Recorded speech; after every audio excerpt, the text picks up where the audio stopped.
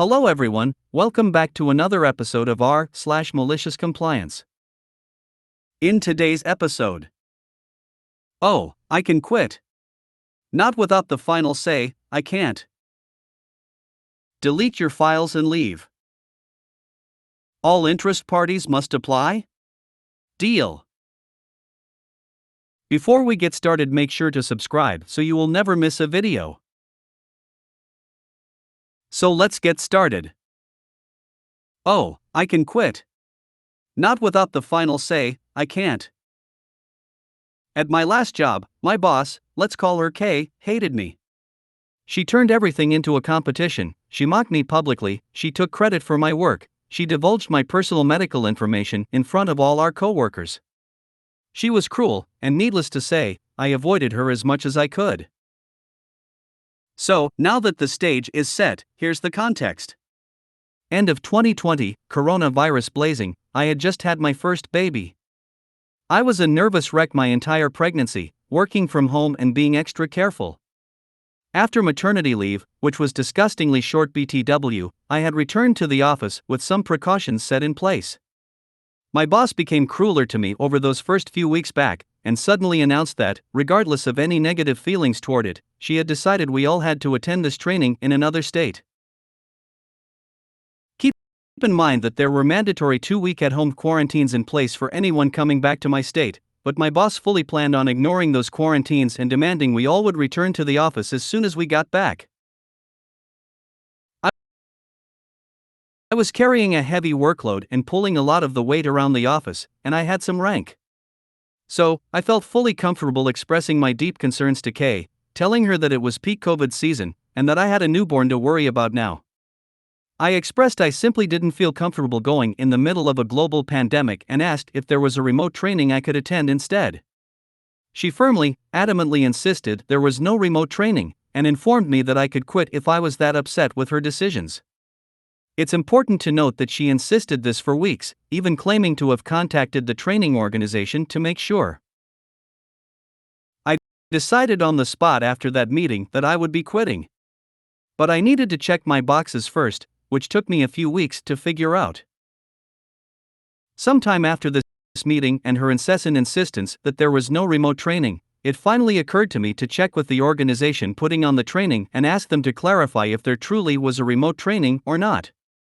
I did, and lo and behold, there was, and they had been offering it for months. I asked them to email this information to me. Now to figure out how to use this valuable information, right? Wrong. As soon as I stepped back into the office, Kay starts fake empathizing with me out of nowhere, in front of all our coworkers. Saying she really wished she didn't need to force me to go to this training. So, I said, if you feel so bad, let me go to the remote training. She looked at me in surprise, and her face turned beet red. Before she could fight me, I pulled up the email with the information and read it aloud in front of all our coworkers. No one said anything, they just stared, wide-eyed at her while she blubbered like a fool. Long story short, after pulling that fast one on her, I pulled her into a private meeting and gave my notice. She was horrified because, as I stated prior, I carried a lot of the work around the office. But, like she said, I could quit if I didn't like her decisions. ETA, a lot of people are asking why I didn't throw her under the bus. There are a lot of details I'm not including for anonymity. I was actually scared for my safety at one point. I might make a post on another subreddit about how she stalked me. Unfortunately, a lot of these occurrences would not have held up when brought to the higher-ups due to varying circumstances. If they did hold up, I was actually pretty scared of retaliation, even outside of the workplace. I was afraid to poke the bear too much. Sorry to be vague, but again, aiming for complete anonymity. Further, for everyone asking about why she was insisting we attend in person, I uncovered 2 reasons. Delete your files and leave. So I have a friend Ted who 6 to 7 years ago was 64 and considering retirement. Ted worked in health analytics for a large metro health organization. He would look at patient data and see ways to improve patient outcomes and gain funding. Each month he would email to the relevant department heads data and links for government grants or funding applications. 12 months prior to this, Ted got a new boss, Sally, who didn't appreciate what Ted did. Sally pretty much ignored Ted except for a simple instruction that all data and reports go to her and no one else. She would deal with it. The organization declares a restructure with lots of jobs losses. They are extremely determined to get this through. Ted is to be redundant. In a meeting, Sally tells Ted his work is useless and he is of no use to the organization. She says she hasn't opened one of his email reports in 12 months, and that clearly shows he doesn't matter to the organization. In 3 months, he will be redundant and receive a handsome package, over a year's pay. Sally was pretty rude to Ted and HR asked her to leave. It is decided that Sally will longer deal with Ted. The union was putting a decent fight and slowing down the restructure. Ted makes the offer to HR that he will not fight the redundancy if they pay him 3 months sick leave and after that is redundancy. They agree but insist that he does a full data clean for patient confidentiality reasons in the next 2 days and then his sick leave starts. Cue malicious compliance. Ted backs up a copy, then rings IT, who delete every file, all on his hard drive and not on a server he was not so tech savvy, and physically destroy his hard drive. He also asks them also to search through any unopened emails he had sent and delete them off the server. IT wipe every last trace of Ted from the system. Ted gave the copy of his data to the internal auditors on his last day. On Ted's last day, he also discovered that Sally didn't know he was going on sick leave the next day. She rings with the sweetest pie voice saying, "Hey Ted, I need to look at those numbers you sent me as I can't find them. The auditors say we are 2.2 million short of funding this year and you might be able to help out." Ted replies, "Sure, but ring me tomorrow." Ted leaves and retires happily ever after. Sally apparently could not find Ted's data in the coming weeks. Ted ignored her calls as he was on sick leave. The internal auditors investigated and found that Sally had cost the organization over $2.5 million in funding.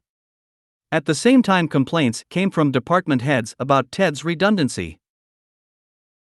Someone forwarded Ted an email a couple months later from the CEO stating, after a brief conversation with Sally, she has decided to look for other opportunities. All interest parties must apply? Deal. Once upon a time I worked as a paramedic, and during that time decided to be a keen helper and volunteer for my service's new, fancy, expensive response program. Essentially, you rode around in an SUV and answered 911 calls, improving the stats because the response time to the house was faster than a full ambulance got there when they could. Thing is, it was lonely work. You didn't have a partner, you didn't get to chat with nurses and doctors at the hospital, and you never got to go back to base. So, shockingly, it wasn't popular and most of us decided to go back to our regular partners. Also, it required an extra training program put on by the service. But, the service had promised big performance to the city, investing, no paramedics on the SUVs, no program. So they decided to force those of us that had volunteered back onto the SUVs, irritating us and our partners. We had volunteered in good faith to help out with the understanding we could go back after the 6 months we committed to. Time goes on and we're all weary and bitter, and the union can't figure out how to put an end to it. A sloppy supervisor wants to try again to recruit more SUV medics and goes ahead and quickly writes an email advising that another training session is going to be run for anyone interested in the SUV program, and, just so they know the numbers they have, anyone who wanted back in from our cohort must reapply. Okay, says the union, and since language in an email from a supervisor is binding, they quickly told those of us that wanted out to just ignore the email and not reapply. It wasn't how the management meant it, but just like that we had our loophole and we're all finally free. And sure, never volunteered for another project again. If you made it to the end of the video, thanks for watching. Don't forget to like, subscribe and share, and we will see you in the next video.